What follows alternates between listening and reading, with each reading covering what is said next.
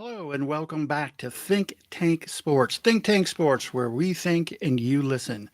We're live here in upstate New York. You don't see my usual partner, Dave, with me today. In fact, Dave is through personal circumstances and everything's fine. Going to take a step back a little bit from Think Tank Sports. And he's always going to be a founding member and welcome here. And I appreciate all he's done to get this up and running and help me through my experiences the last few years. So thank you, Dave. But in the meantime, sports goes on and I can't stop talking about it. So I'm going to go on. And today we're going to start with our Twitter poll. You're going to see me probably focus just on Twitter and YouTube. Not that we won't be on Facebook or Insta, but I just want to narrow the focus basically because we're narrowed down to one person at this time. But our Twitter poll today that just went up about an hour ago is today's question is what was the most compelling result in football over the Thanksgiving week? And our options are Michigan wins the rivalry, of course, against Ohio State in what many called the biggest college football game in quite some time, or the Eagles' two big wins against the Chiefs and the Bills. They had a tremendous 4 or 5 days of winning and proving themselves as the giant in the NFC. Alabama wins on another dramatic Iron Bowl, not quite as exciting as the kick six, but still tremendous touchdown, tremendous catch, and win over a game Auburn team who is as Jekyll and Hyde as it gets since they lost last week to New Mexico State. So a very interesting game there. And then quietly, I think one of the bigger stories over the week is the Ravens. Just continue to win, continue to play great defense, run the ball. Lamar does what he can with his arm. But they're the number one seed in the AFC, as we wake up here on the brink of December. So let's start in the NFL and go right to those Philadelphia Eagles. And they win a game that, was sloppy, but a game that the Bills yesterday felt like they had moments where they could take control, and they couldn't quite do it. They let the Eagles come back a little on them. The game goes to overtime, and the Eagles end up prevailing in a very interesting football game for sure. I'm on the wrong week here. Forgive me. I mean, what I thought about the Bills has come in preseason. If you want to go back and listen to all of our preseason podcast predictions, first of all, God bless you and thank you. But, I said about the Bills that they didn't quite do enough in the offseason, especially at the skill positions. I think Diggs is a tremendous number one receiver. Gabe Davis, I'm still not convinced is the star they think he is. And then they drastically have dropped off at the three in the slot and players that have had little or no impact this season. And also their defensive backfield. It's old. It's a little bit overrated, in my opinion. And they're injured, and they seem to be always injured. And, that played out this week as well, or this season as well. And now we see the Bills changing offensive coordinators. And usually that's a sign of desperation for a team, right? Things aren't going well, and we need to get things changed up a little. So we're going to definitely, we're not going to fire the coach in the middle of the season. Can't, trade everybody away and start over. Offensive coordinator definitely is a sign that things are in scramble mode. And I always joked with Dave about the sphincter level in Buffalo with the worry about the Bills season overall. And I did check in with him in our group text earlier, and he said it's out of 10, and how can it not be? He's cutting diamonds, worried about this team's future for this season. And it's all there in front of him, right? The AFC North is beaten up and battered, especially at the quarterback position with Deshaun Watson out for the season for Cleveland, Joe Burrow out for Cincinnati. Pittsburgh, keeps winning games. God bless, Tomlin and the defense. TJ Watt is, I think, exceeded his brother JJ at this point, and as far as his career has gone, and if he continues to do this, certainly will. And they keep winning with smoke and mirrors. And the piece of crap Browns, they just cannot. Um, they just can't catch a break. I was talking to my son over Thanksgiving, and he works with a Browns fan, and I said, "Give him my condolences. I don't know why someone would raise a child in 2023 to be a Browns fan, just because it's just futile." And when they even get close, all the way back to Ernest Biner and the fumble, um, all the way through many years of trying to find a quarterback and all the stuff, um, they're in trouble. So the Ravens, control that division right now. And, but those three teams kind of opened the way. San Diego or Los Angeles Chargers aren't very good. We've seen that. So there's not a lot of competition out there for Kansas City right now. So the Bills have opportunities, and they're certainly playing the tough teams down the stretch, including Miami, which they're going to need to beat absolutely. And now they're going to need to catch a few breaks. So I understand the sphincter level being at 10 for Buffalo.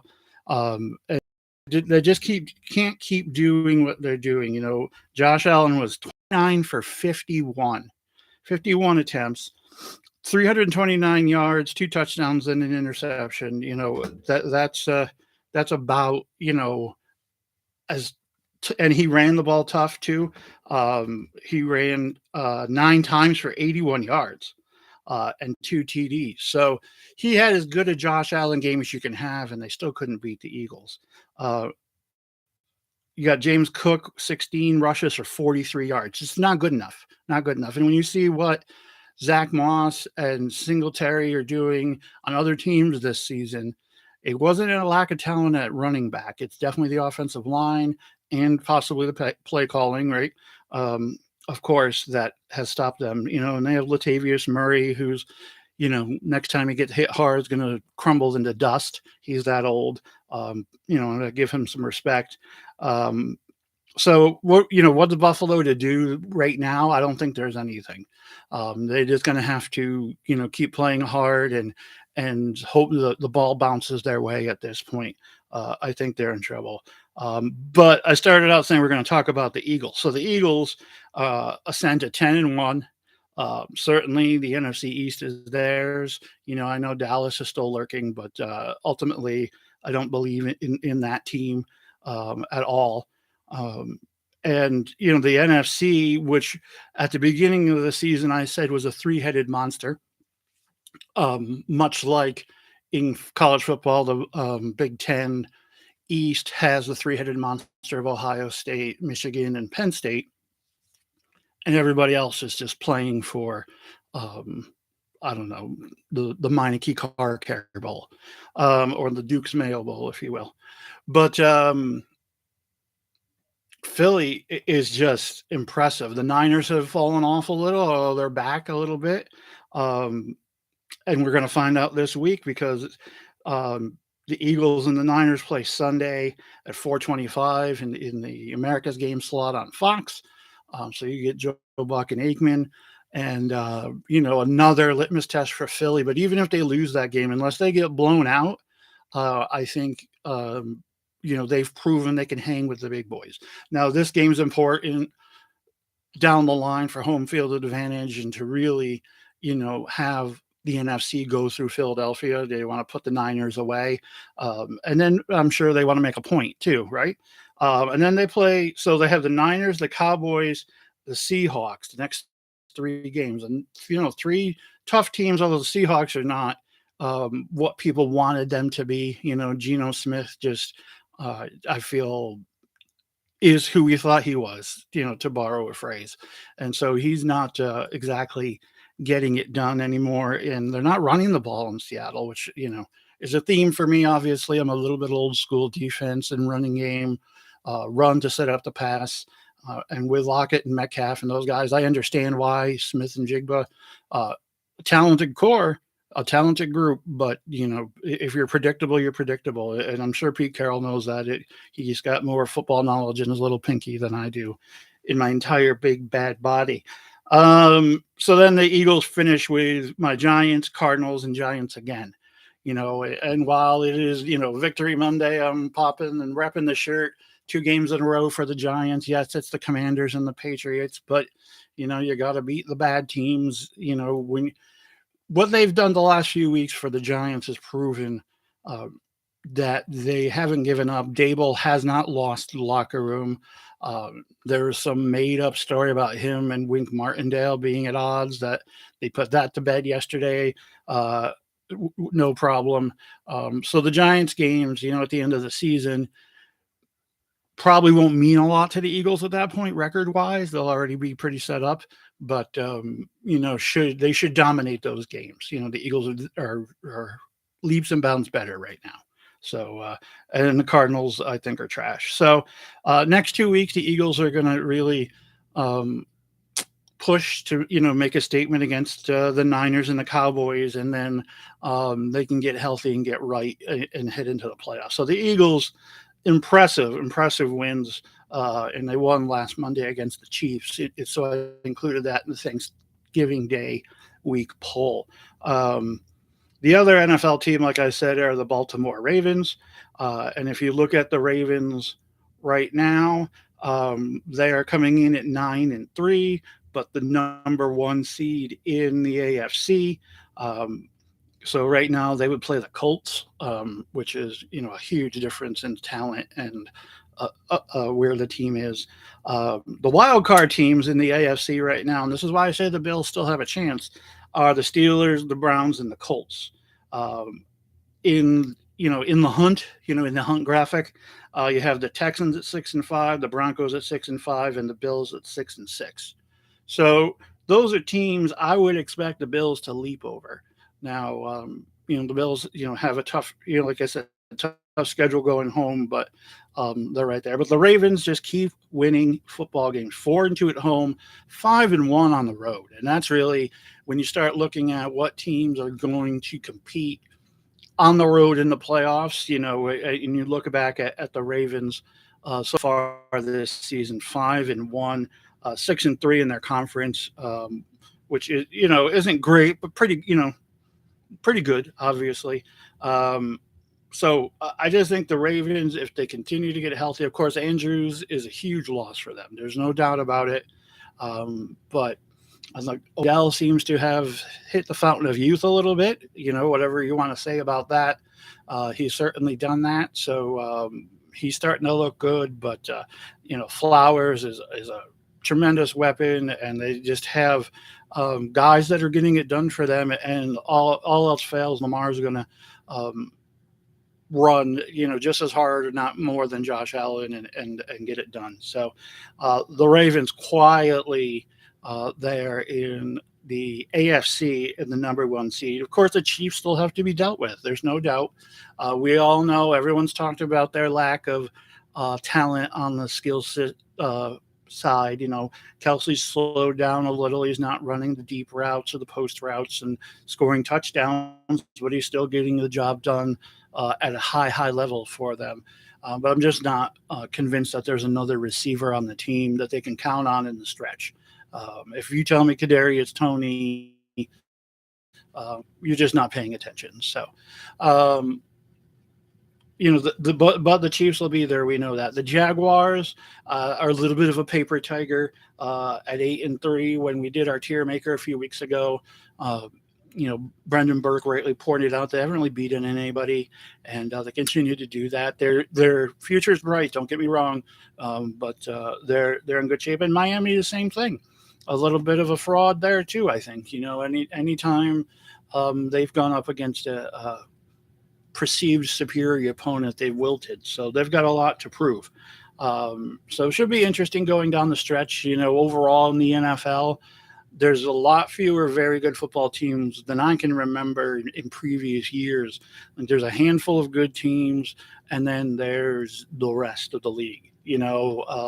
A lot of mediocrity. I know Tom Brady took a lot of heat last week for saying this, um, but I think he's right. There's just a lot of mediocrity right now in the NFL, and while the middle, continues to slog it out, these teams at the top probably won't be tested until the second round of the playoffs, and feels a little bit NBA-ish, right? The NBA is like that, where even the first round of the playoffs is like, we already know who's going to win.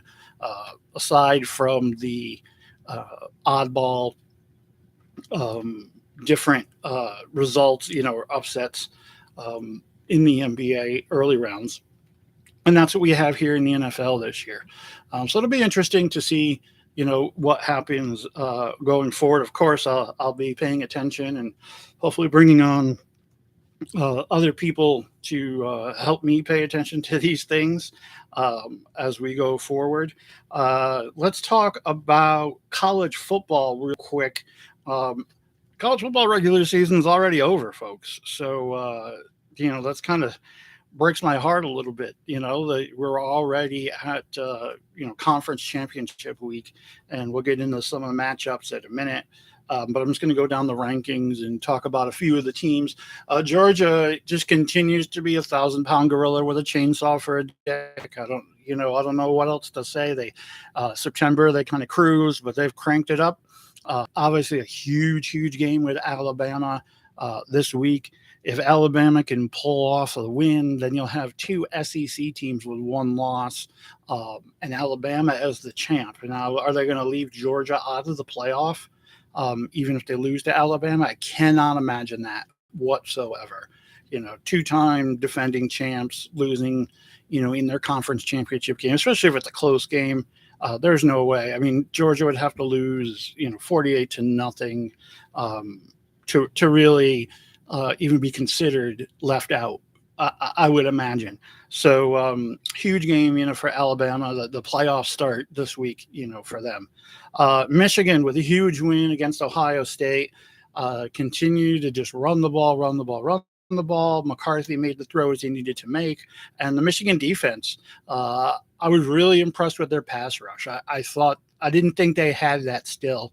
You think about what's his name, Gary, the pass rusher that's at the Packers that was there a few years ago. And of course, the kid that's Aiden Hutchinson that's in Detroit now for the Lions. Star pass rushers for them the past few years. And, it was kind of a nameless defensive line this year, but boy, they really got it done against Ohio State, and they weren't ready for it. So, and from the Ohio State perspective, what do you do? What do you do with crying Ryan Day? As Jim Harbaugh said, born on third base kind of guy. 3 years in a row now he loses to, the team up north, as they like to say in Ohio. Something's got to change, and I don't know what that is. It's very similar to Penn State. Penn State finishes 10-2 again, and their only two losses are Ohio State and Michigan. So what do you do with James Franklin? He did a great job turning that program around. It was practically dead after the whole Paterno Sandusky saga, and Bill O'Brien went in there and kind of set a foundation up, and now Franklin's taken them to a spot where they beat everybody, and they brought in the quarterback Drew Aller that they thought was going to make the difference, and he clearly just wasn't the guy.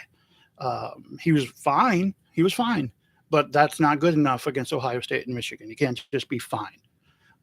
So what do you do if you're Ohio State and Penn State? It'll be interesting to see if they do anything, or you just stay happy and hope that one of these years, it breaks your way. And maybe Michigan, is down 1 year. Now, if Harbaugh leaves, clearly NCAA is doing everything they can to get Harbaugh out of there. And I'm sure the Bears would love to bring him in and start that franchise again, restart it again for the 900th time. That could be an option, but very interesting to see and let me know what you think. Send us in, hit us up on Twitter, hit us up here in the chat when you're watching this, or if you're watching now. Let me know what you think about what Penn State and what Ohio State do at head coach, if anything. Washington, the other day on Lose With Us, I used the comparison of the old Greek mythology, the flight of Icarus. And quickly, it's just basically a son who's told his dad he can, fly all the way, to space and up to the sun and he'd be fine. And, he became the hero because he would fly higher and higher and come back safely. But eventually he flew too close to the sun and his wings melted because they were made of wax, and he plummeted to the ground and died. Classic happy ending for the Greek tragedies, right? And I thought Washington was that team this year, like TCU was last year, where every week it was like, boy, how are they going to pull this one off? And you saw Penix's emotion. You couldn't even watch them kick the winning field goal, and he was so emotional leaving the field against Washington State, and they're so close. No, they're going to play Oregon this week, and boy, that's going to be some game. Oregon just continues to impress. They are everything we thought they would be. The one loss is killing them because offensively they're just a juggernaut.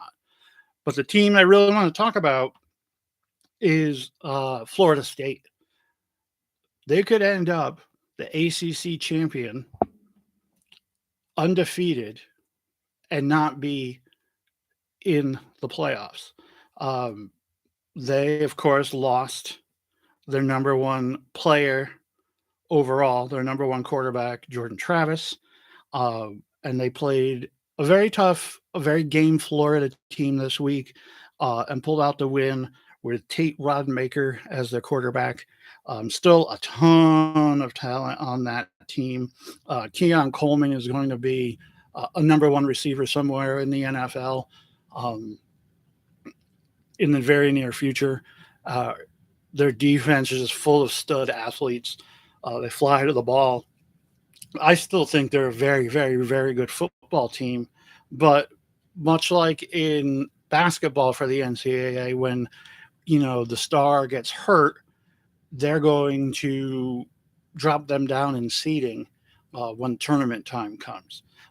So if this plays out correctly, if Oregon beats Washington, so you have two one-loss teams in the Pac-12. You'll have, if Alabama beats Georgia, you'll have two one-loss teams in the ACC. In addition to, the Michigan, the Big Ten, and whoever wins the Big 12, probably Texas or Missouri, or Missouri's in the SEC. You're going to have some decisions to make. Okay. So you have an undefeated Florida State and 4 or 5 extremely qualified, very good one loss teams. Now you say, well, you got to take the conference champion. But you would have Georgia. That means Georgia would be out and Washington would be out. Does that sit right with anybody, especially the Georgia factor? And if Washington loses to Oregon, especially handily, I can live with that, especially with what the Big 12 is doing next season, which is disappearing. So I think the NCAA would like to stick it to them, but still, I would feel terrible for Washington. I really would. And I think it would be a travesty if Georgia was left out. But I also don't think Florida State, who would win a Big 5 conference undefeated, it's going to be tough. Now, anytime these chaos scenarios are presented, they almost never come to fruition. I understand that. But if it does, certainly check in with me here next week, because we're going to really dig deep into the schedules and the qualifications of all of those teams and see what's going on. So I said we'd talk about, also other things going on in the world. The NBA is very interesting. Of course, NBA before Christmas is like pickup basketball practically. You're playing 10, 12 guys deep, and, the Stars rotations are small, and they take random days off. Although the NBA is trying to crunch down on that, it's still interesting to see how teams manage people. But this in-season tournament uh, really has made it quite quite a different animal. And I'll give them credit because I did not think that that was going to be the case. Um, we have now the tournament schedule. We've played all the preliminary round robin games. And so most of the teams, half the teams are eliminated. And now here's the schedule for tomorrow night, Tuesday, the 28th of November. And this is single elimination. Um, and matchups are based on what you did in the round robin and uh, point differential counted and all of that. So you have the Bulls at the Celtics, the Raptors at the Nets, Hawks at the Cavs, Bucks at the Heat. Bucks at the Heat. That could be very interesting. Hornets at the Knicks. Hornets playing sneakily well, so that's no gimme for the Knicks. The Thunder at the Timberwolves. Rockets at the Mavs. Rockets, good for them, kind of back from the dead. Not saying they're going to go far ultimately toward the championship, but good for them. And then the Warriors at the Kings. And then, the winners of those games will move on to the quarterfinals, which will be next Monday, December 4th and 5th, Tuesday the 5th. And then they have the semifinals on Thursday the 7th. And the final is next Saturday, December 9th. And that's in Las Vegas. The semifinals and the finals are in Las Vegas. So, and you say, well, why are teams playing hard? Well, first of all, there's money on the line, substantial money, up to $1 million for the winner. So, guys like money. Sure, we all do. So that's definitely a major part of it. Going to Vegas to play in the semifinals and the finals, kind of an in-season getaway trip, vacation, if you will, for the teams to qualify for that. And it's all on the NBA dime, so that would be also an incentive for sure. And I assume there's some pride and other things that play into it.